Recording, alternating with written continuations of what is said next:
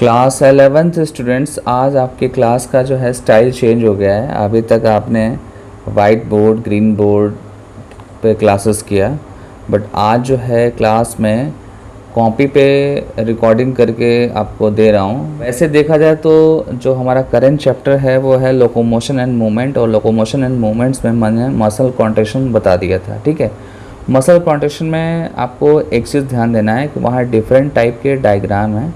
Diagram पे focus करना है, प्रोसीजर पे फोकस करना है।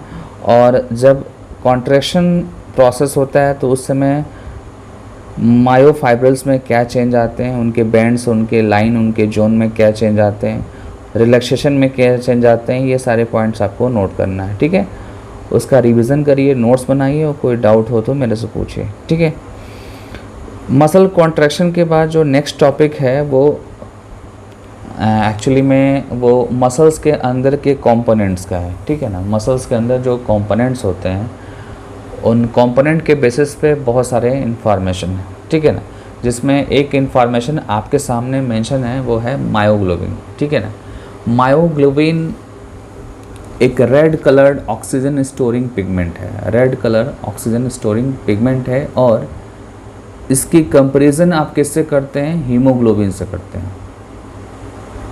ठीक है, इसका कंपैरिजन आप हीमोग्लोबिन से करते हैं, और हीमोग्लोबिन की तरह इसमें भी क्या होता है?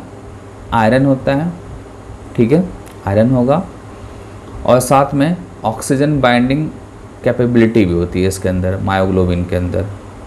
ठीक है, मायोग्लोबिन के अंदर आयरन प्रेजेंट है, और ये ऑक्सीजन बाइंडिंग एफिनिटी भी शो करता है, जिसके वजह से ये ज़्यादा से ज़्यादा ऑक्सीजन स्टोर कर सकता है। ठीक है ना, ज़्यादा से ज़्यादा ऑक्सीजन स्टोर कर सकता है ये।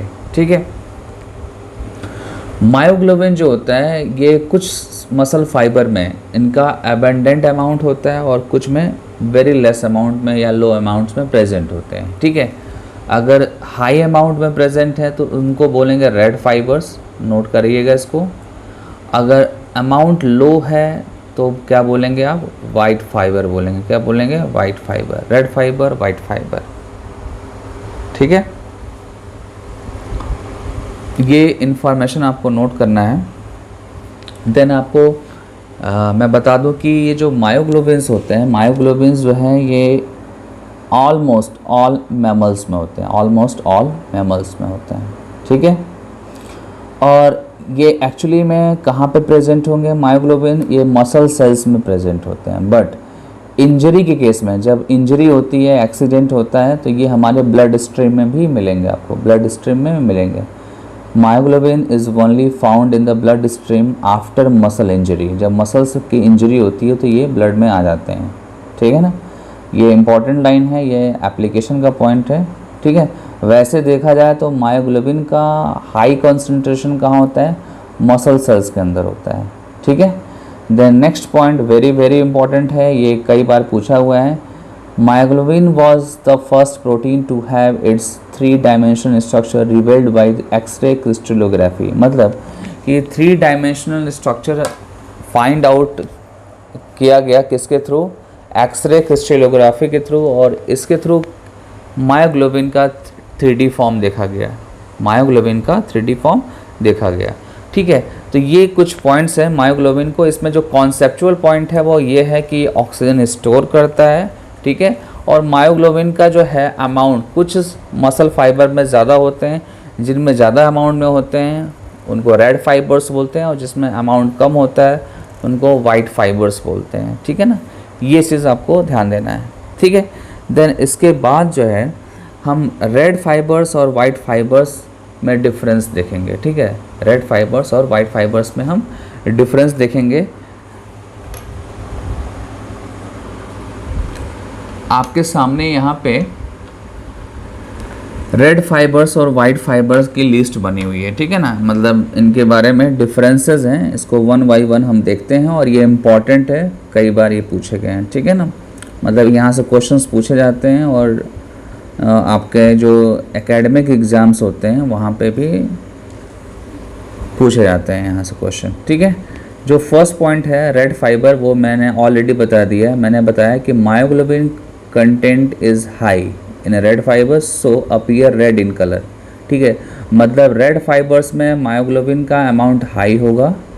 ठीक है, और मायोग्लोबिन अगर हाई है तो वो जो रेड फाइबर्स होगा वो कलर वाइज या अपीयरेंस वाइज कैसा होगा, रेड कलर का होगा। ठीक है ना। देन वाइट फाइबर्स की बात करते हैं तो वाइट फाइबर्स में मायोग्लोबिन का कंटेंट लो होगा। ठीक है, ये पेल और वाइटिश कलर का होगा। ठीक है, नेक्स्ट जो पॉइंट है वो भी इम्पॉर्टेंट है। वो पॉइंट ये है कि माइटोकॉन्ड्रिया जो है रेड फाइबर्स में ज़्यादा होते हैं, रेड फाइबर्स में ज़्यादा होते हैं, और वाइट फाइबर्स में माइटोकॉन्ड्रिया का अमाउंट कम होता है। ठीक है ना। इसके पीछे बहुत बड़ा कॉन्सेप्ट है, इस कॉन्सेप्ट को समझिए आप। आपको मैं बता दूं कि सपोज दैट कोई रेड फाइबर है, अगर ये सपोज दैट ये रेड फाइबर है आपका, ठीक है, ये रेड फाइबर है और ये आप सपोज करिए कि ये वाइट फाइबर है। ठीक है, इसमें मायोग्लोबिन क्या है, हाई अमाउंट में है, और यहाँ पे मायोग्लोबिन जो है लो अमाउंट में है। ठीक है, और मायोग्लोबिन का जो मेन जो फंक्शन है वो ऑक्सीजन कैरी करने का है। ठीक है, ऑक्सीजन कैरी करने का। यहाँ पे भी, यहाँ मायोग्लोबिन ज़्यादा होगा तो ऑक्सीजन भी ज़्यादा होगा, और यहाँ पे ऑक्सीजन कम होगा। ठीक है, और मैं आपको क्लियरली बता दूं कि जहाँ पे ऑक्सीजन ज़्यादा होता है वहाँ पे माइटोकॉन्ड्रिया का रोल होता है, माइटोकॉन्ड्रिया का रोल होता है, तो यहाँ पे माइटोकॉन्ड्रिया भी ज़्यादा होगा। बट यहाँ पे माइटोकॉन्ड्रिया जो होगा आपका, उसका अमाउंट या उनके नंबर्स कम होंगे। ठीक है ना, क्योंकि ऑक्सीजन यहाँ पे कम फॉर्म हो रहा है, लेस अमाउंट में ऑक्सीजन है, और तो लेस अमाउंट में ऑक्सीजन है तो लेस माइटोकॉन्ड्रिया की रिक्वायरमेंट्स होगी।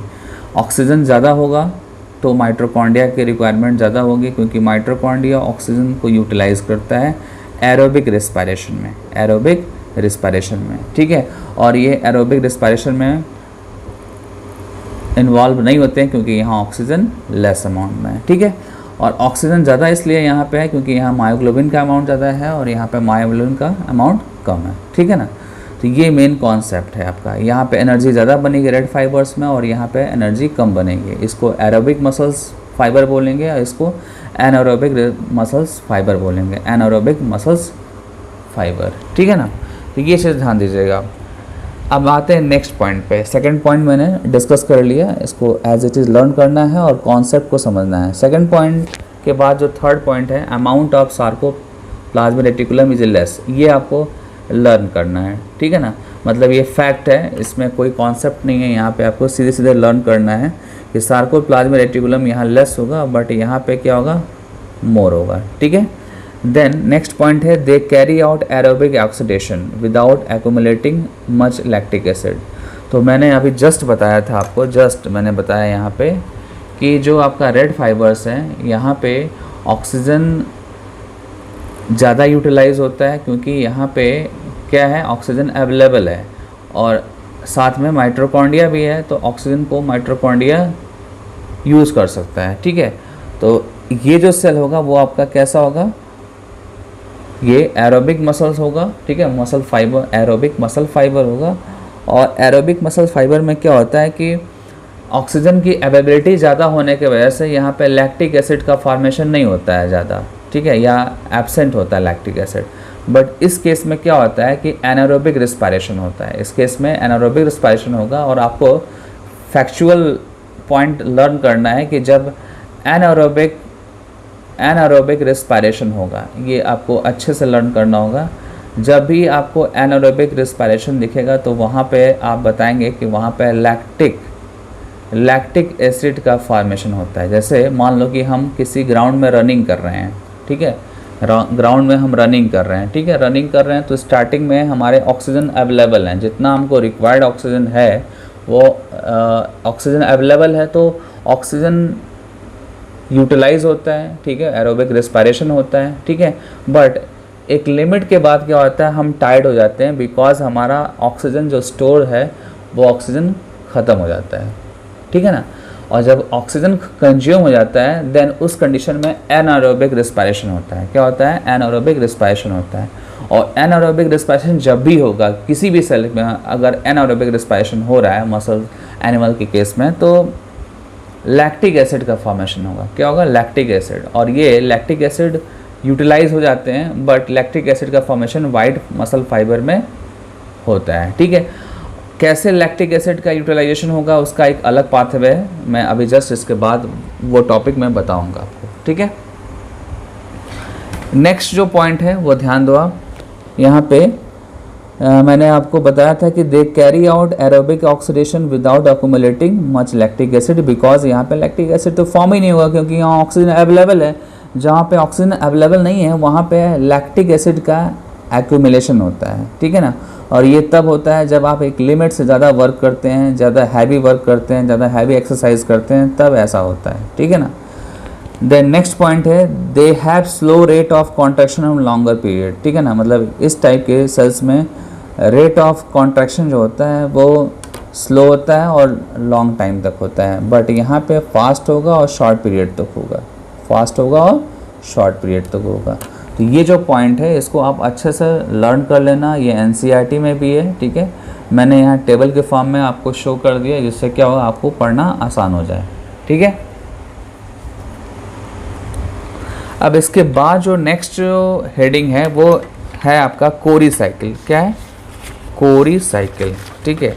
और कोरी साइकिल में लैक्टिक एसिड का रोल स्टार्ट होता है, कोरी साइकिल में लैक्टिक एसिड का रोल स्टार्ट होता है। देखो आप यहाँ पे, ठीक है, आपके सामने ये आपको दिख रहा है क्या, कोरी साइकिल, ठीक है।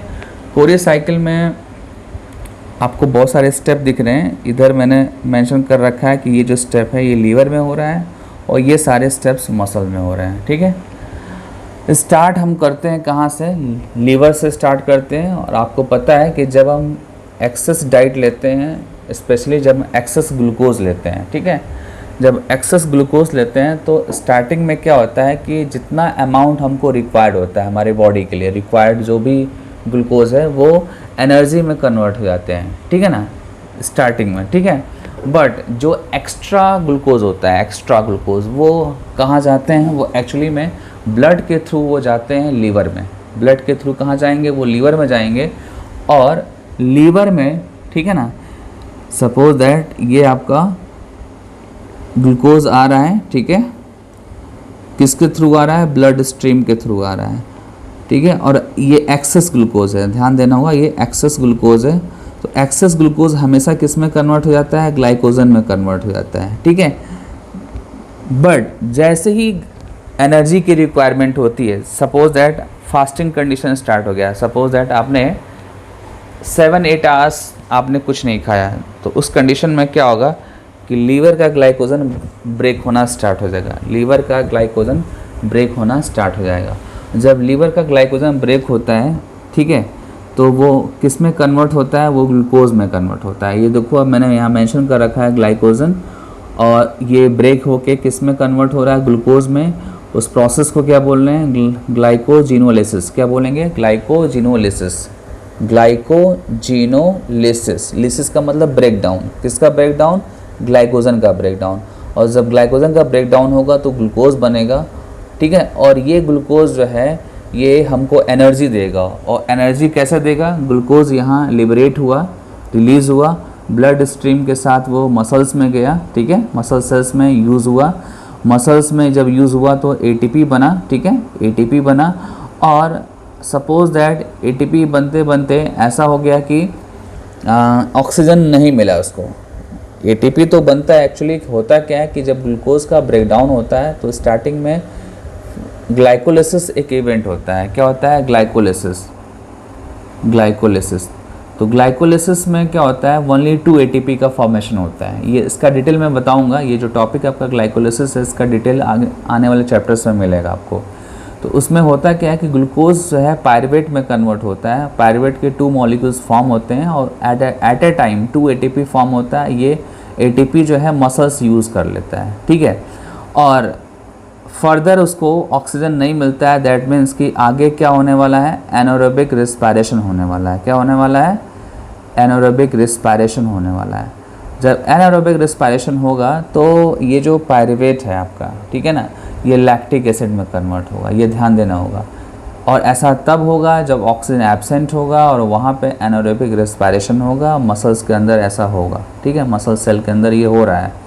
और ये जो लैक्टिक एसिड फॉर्म हुआ है, ठीक है ना, लैक्टिक एसिड या लैक्टेट इसको बोल सकते हैं, ये ब्लड फ्लो के साथ जाता है कहाँ पे, लीवर में। कहाँ जाएगा, लीवर में, और लीवर में ये पायरुवेट में कन्वर्ट हो जाएगा और फिर से पायरुवेट से ग्लूकोज में कन्वर्जन हो जाएगा, और इधर से भी ग्लूकोज आ रहा था, ठीक है ना।